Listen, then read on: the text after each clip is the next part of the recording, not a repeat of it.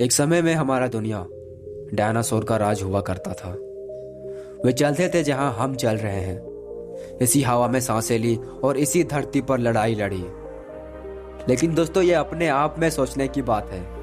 ये बड़े विचित्र डायनासोर ने करीब 14 करोड़ साल तक इस धरती पर राज किया। दोस्तों, डायनासोर की कई हजार प्रजातियां भी थे। इनमें से कई शाकाहारी थे तो कुछ मांसाहारी। कुछ डायनासोर बहुत शांत और स्वभाव के थे और कुछ डायनासोर बहुत खतरनाक और जहरीले थे। दोस्तों, ये उस समय के सबसे सफल और ताकतवर जीव थे। लेकिन फिर अचानक ऐसा क्या होता है? वह कौन सी घटना घटती है जिसने इनका अस्तित्व मिटा देता है और मानव जाति का निर्माण होता है? तो चले जानते हैं आज के इस वीडियो में। इसे जानने के लिए हमें करोड़ों साल पीछे जाना होगा और डायनासोर के उस अंतिम दिन को करीब से देखना होगा। तो आइए चलते हैं आज से 65 मिलियन साल आने की 6 करोड़ 50 लाख साल पीछे। आज से लगभग 65 करोड़ साल पहले धरती पर मौसम सामान्य था। चारों ओर सूरज की रोशनी बिखरी हुई थी और लंबे लंबे पेड़ों से टकराती समुद्र की ठंडी हवाएं चारों ओर फैली हुई थी और डायनासोर की चिल्लाने चीखने का आवाज भी आ रहे थे। दोस्तों, जब ये सारा डायनासोर आराम से धरती पर अपना जीवन बिता रहे थे, तब 10 करोड़ साल पहले ही इनका किस्मत लिखी जा चुकी थी।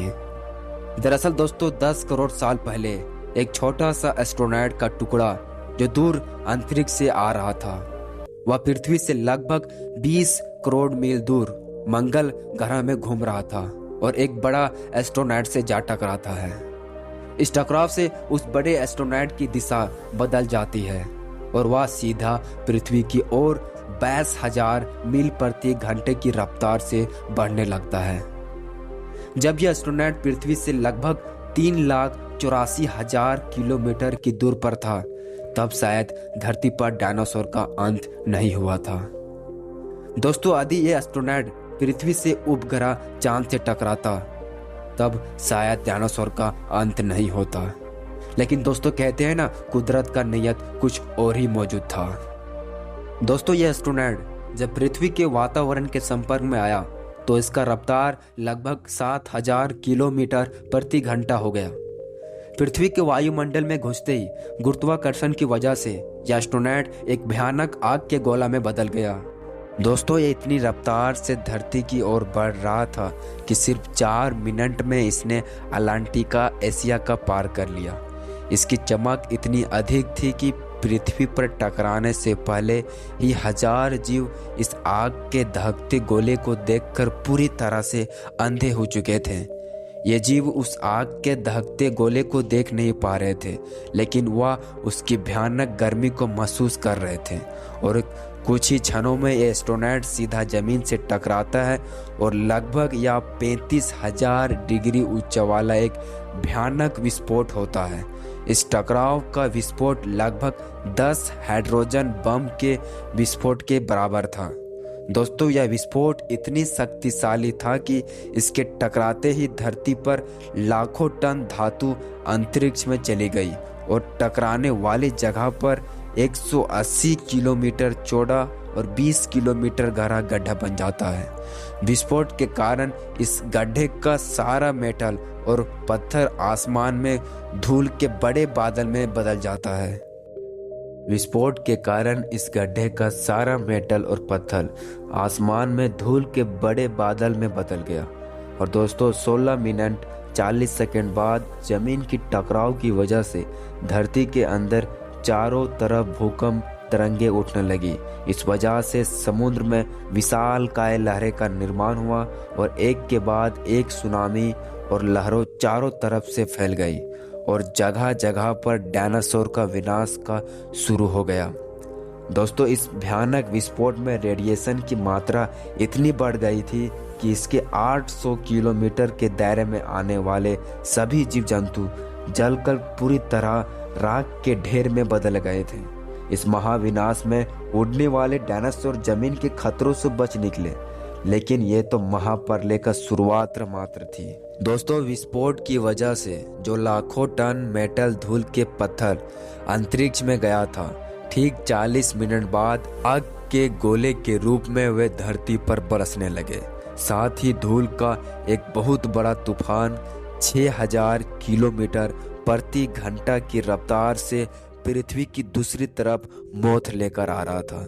दोस्तों, धूल के बादल कई किलोमीटर मोटा था, जिसकी वजह से धरती पर सूरज की रोशनी पहुंच पाना असंभव हो गया था। गर्म हवा का तापमान 100 डिग्री सेल्सियस से ज़्यादा हो जाने के कारण धरती पर लगभग सभी पेड़ पौधे की आबादी जलकर खाक हो गई थी। विस्फोट के 90 मिनट बाद धरती का तापमान 200 डिग्री सेल्सियस तक बढ़ गया। इसकी वजह से जो डायनासोर कई दूर थे वे इस गर्मी से बच नहीं पाए। दोस्तों, इस महाप्रलय से लगभग कुल 90% प्रजाति धरती से खत्म हो गए और मात्र 10% जीव धरती पर बच गए थे। उसमें से सिर्फ वही जिंदा रह सके जिसका वजन 30 किलोग्राम से कम था। इसका कारण यह था कि उस महाप्रलय में लाखों की संख्या में जीव मारे जा चुके थे और पेड़ पौधे की सारी आबादी भी जलकर राख हो गई थी, जिसके चलते यहाँ जो बड़े बड़े और विशालकाय जीव जंतु बच गए थे उसे भरपूर मात्रा में खाना पीना ना मिल सका। लेकिन दोस्तों, ये महाप्रलय किसी अन्य जीवों के लिए फायदेमंद साबित होने वाला था। धरती पर डायनासोर का अंत एक छोटा प्रजाति के लिए सुनहरा अवसर लेकर आया था और वो प्रजाति था मैमल्स। दोस्तों, मैमल्स कौन था? आखिर कैसे बचा इस भयानक विस्फोट से?